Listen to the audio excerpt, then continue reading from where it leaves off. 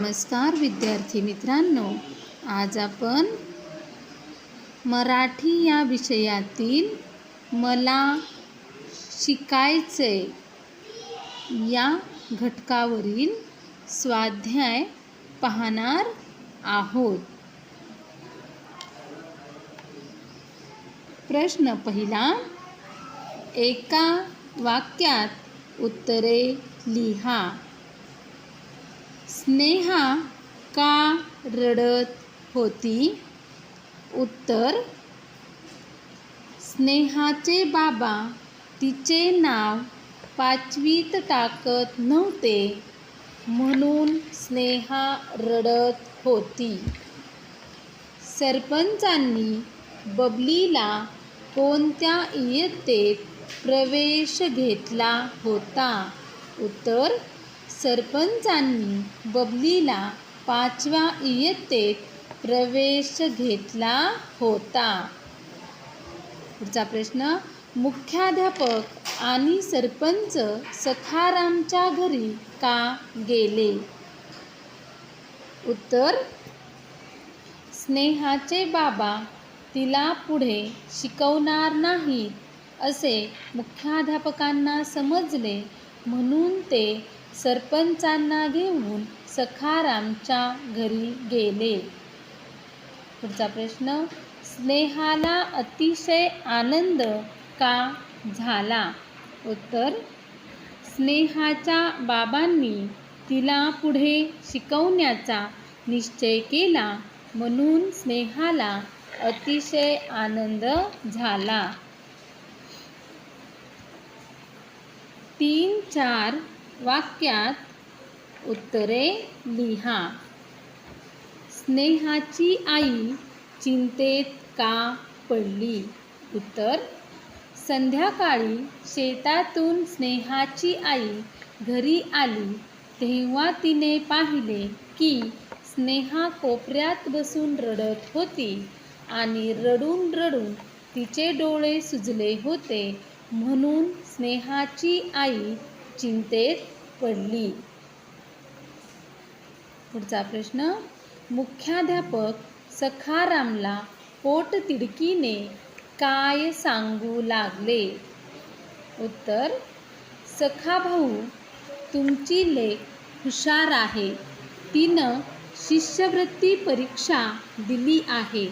तिला पुढे शिकवा, स्वावलंबी बनू द्या असे मुख्याध्यापक सखारामला पोटतिडकीने सांगू लागले. सरपंच समजुतीच्या स्वरात सखारामला काय म्हणाले? उत्तर, सरपंच समजुतीच्या स्वरात सखारामला म्हणाले की तुझी मुलगी माझ्या बबली एवढीच आहे. तिच्या वर्गामधीलच आहे. आडगावची शाळा येथून अर्ध्या तासाच्या अंतरावर आहे. माझ्या मुलीबरोबर तुझी मुलगीही एसटीने शाळेला जाईल. पुढचा प्रश्न, सखारामने शेवटी कोणता निर्णय घेतला? उत्तर, स्नेहाचे शिक्षण अपूर्ण ठेवणार नाही. दिवस रात्र कष्ट करीन, रक्ताचे पाणी करीन, पण माझ्या मुलीला मी शिकवीनच असा निर्णय शेवटी सखारामने घेतला. खालील शब्दसमूहांचा वाक्प्रचारांचा अर्थ सांगून वाक्यात उपयोग करा. चिंतेत पडणे, काळजी पडणे. वाक्यात उपयोग, पेरणी करूनही पाऊस वेळेवर पडला नाही म्हणून शेतकरी चिंतेत पडले.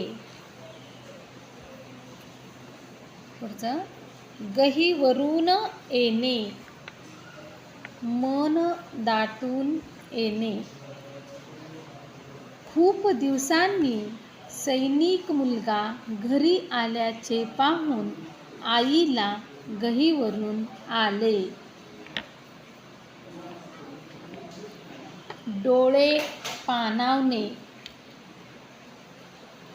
डोळ्यात अश्रू दाटणे. फार कष्टाने केलेल्या शेतीत हिरवीगार पिके पाहून रामचे डोळे पाणावले.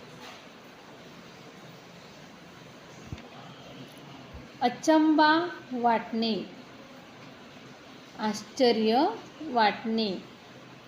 छोट्याशा राधाचे दोरीवर चालणे पाहून लोकांना अचंबा वाटला. पोटतिडकीने बोलणे, मनापासून कळकळीने बोलणे. शिक्षक आपल्या विद्यार्थ्यांना अभ्यास करा असे पोटतिडकीने सांगतात. रक्ताचे पाणी करणे, अतिशय कष्ट करणे. सुमनताईंनी आपल्या मुलांना रक्ताचे पाणी करून शिकवले. धन्यवाद.